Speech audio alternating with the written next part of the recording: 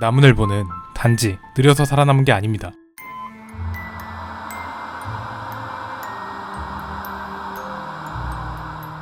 아메리카 대륙의 중남부엔 나무늘보가 서식합니다.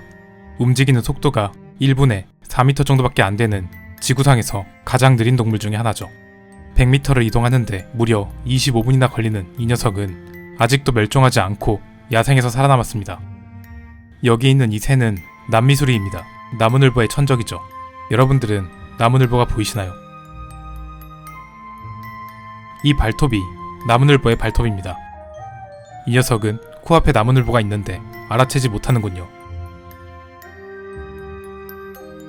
이렇게 나무늘보는 특유의 느릿느릿한 움직임 덕분에 포식자의 눈에 잘 띄지 않아 지금까지 멸종하지 않았다고 알려져 있습니다.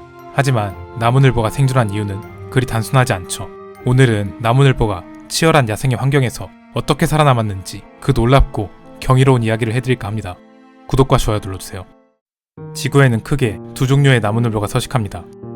두 발가락 나무늘보와 세 발가락 나무늘보가 그 녀석들이죠. 보다 정확하게 설명해 드리자면 이 녀석들의 뒷발가락은 모두 3개로 동일합니다. 하지만 두 발가락 나무늘보는 앞발가락, 그러니까 손가락이 2개고 세 발가락 나무늘보는 손가락이 3개라는데 차이가 있죠. 이 두 나무늘보는 어떤 공통 조상으로부터 대략 2800만 년 전에 갈라졌습니다. 그중 대부분의 나무늘보들은 땅에 살기도 했고 어떤 땅늘보들은 지금의 아프리카 코끼리보다도 컸죠. 하지만 약 1만 년 전 땅늘보들은 모두 멸종하고 결국 나무에 매달린 이 두 나무늘보들만이 살아남았습니다. 인간과 침팬지가 한 공통 조상으로부터 대략 700만 년 전 갈라졌으니까 2800만 년 전에 갈라진 이 두 녀석들이 비슷하게는 생겼어도 얼마나 많이 다른 녀석인지 대충 감이 오시죠? 실제로 이 두 나무늘보는 비슷하게 생겼지만 서로 속 단위에서부터 다릅니다. 그렇다면 여러분, 이 두 녀석 중에서는 어떤 녀석이 더 게으르고 느릿느릿할까요? 정답은 세발가락 나무늘보입니다. 이 세발가락 나무늘보가 진짜 게으른 녀석들이죠. 우선 두 발가락 나무늘보의 생활 영역은 세 발가락 나무늘보의 생활 영역보다 3배나 넓습니다.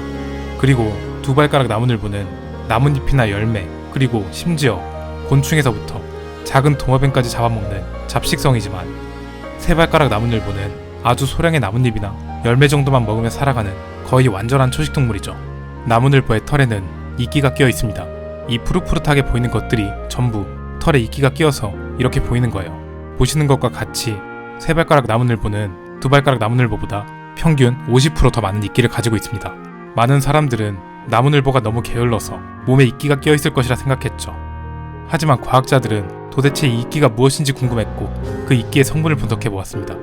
저는 지금까지 이것을 여러분이 이해하기 쉽도록 이끼라고 말했지만 사실 이 이끼처럼 보이는 것의 정체는 트리코필루스 레컬이라는 마치 파래 같은 녹조류의 일종입니다.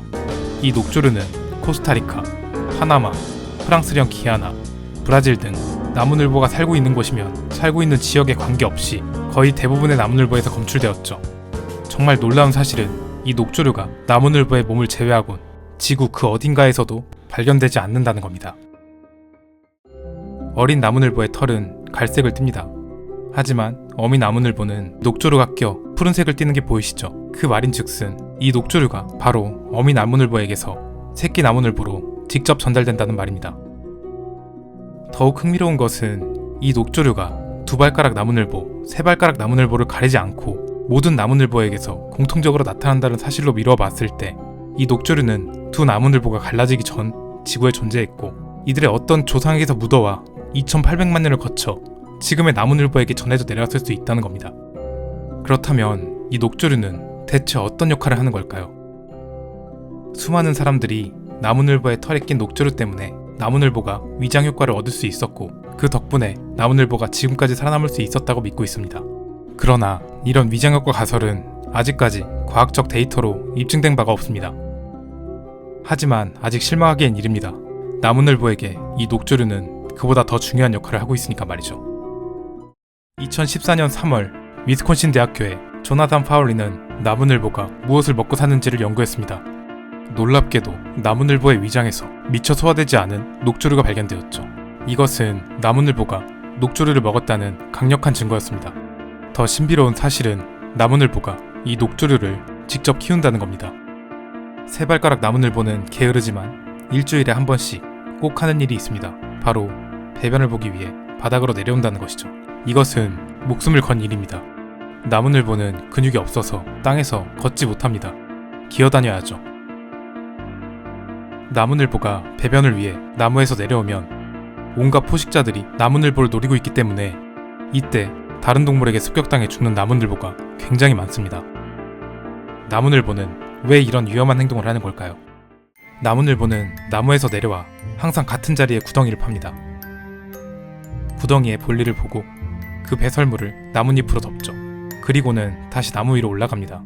나무늘보의 털에는 수많은 나방이 살고 있습니다. 다소 징그러워 보일 수 있지만 설명하기 위해 양해를 부탁드리겠습니다. 나무늘보가 덮어놓은 나뭇잎과 배설물이 함께 썩으면 나방은 나무늘보의 몸에서 내려와 그 배설물에 알을 낳습니다. 그럼 알에서는 애벌레들이 부화하겠죠. 애벌레들은 나무늘보의 배설물을 먹고 그것을 양분으로 삼아 나방으로 성장합니다.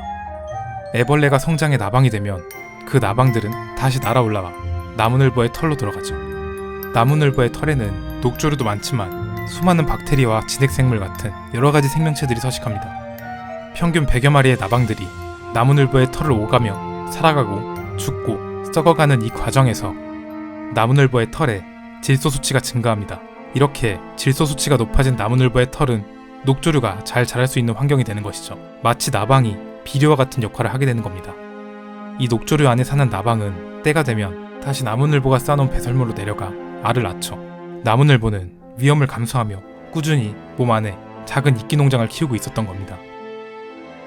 때문에 이 녀석들은 주변 상황이 안 좋을 때 굳이 바스락거리며 물이나 먹이를 찾지 않아도 됩니다. 수분과 지질 함량이 높고 소화도 잘 되는 이 녹조류라는 비상식량이 있으니까 말이죠. 바로 이것이 나무늘보가 2800만 년이 넘는 세월 동안 멸종하지 않고 살아남을 수 있었던 하나의 강력한 이유가 될 수 있다는 것이고, 나무늘보와 나방 그리고 이 녹조류의 기묘한 공생관계는 지구상에서 가장 게으르다고 여겨지는 생명체조차 생존을 위해 목숨을 걸고 있다는 자연의 경이로움을 보여주고 있는 걸지도 모릅니다. 그럼 오늘 나무늘보에 관한 영상은 여기서 마치겠습니다. 감사합니다.